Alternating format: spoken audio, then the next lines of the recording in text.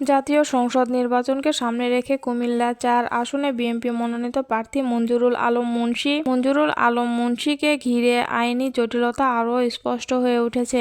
নির্বাচন কমিশনের সিদ্ধান্ত থেকে শুরু হয় আপিল ও সর্বশেষ সুপ্রিম কোর্টের আপিল বিভাগ, সব পর্যায়ে বিষয়টি আলোচনার কেন্দ্রবিন্দুতে রয়েছে। ঘটনার শুরু নির্বাচন কমিশনের সিদ্ধান্তে।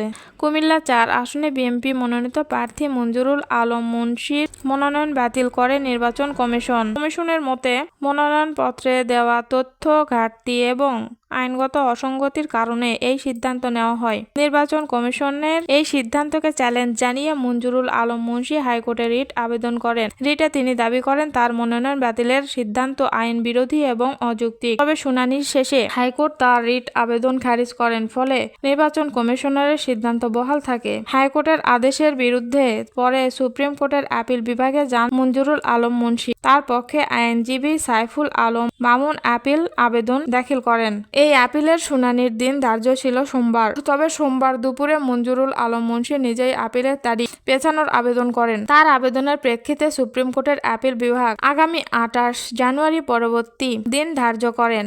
আপিল শুনানির নতুন তারিখ নির্ধারণ হয়। প্রধান বিচারপতির নেতৃত্বে আপিল বিভাগের পূর্ণাঙ্গ ও নিয়মিত বেঞ্চ এই আদেশ দেন। এদিকে এই সিদ্ধান্তকে ঘিরে কুমিল্লা-৪ আসনে রাজনৈতিক অঙ্গনে নানা প্রতিক্রিয়া দেখা দিচ্ছে। রাজনৈতিক বিশ্লেষকদের মতে আপিল বিভাগের চূড়ান্ত রায় নির্ধারণ করবে এই আসনে বিএনপির নির্বাচনী অবস্থান কি হবে। সবশেষে বলা যায়, কুমিল্লা-৪ আসনে বিএনপি প্রার্থী মঞ্জুরুল আলম মুন্সী মনোনয়ন নিয়ে এই আইনি লড়াই এখনো শেষ হয়নি। আগামী শুনানির দিকেই তাকিয়ে আছে সংশ্লিষ্ট সবাই।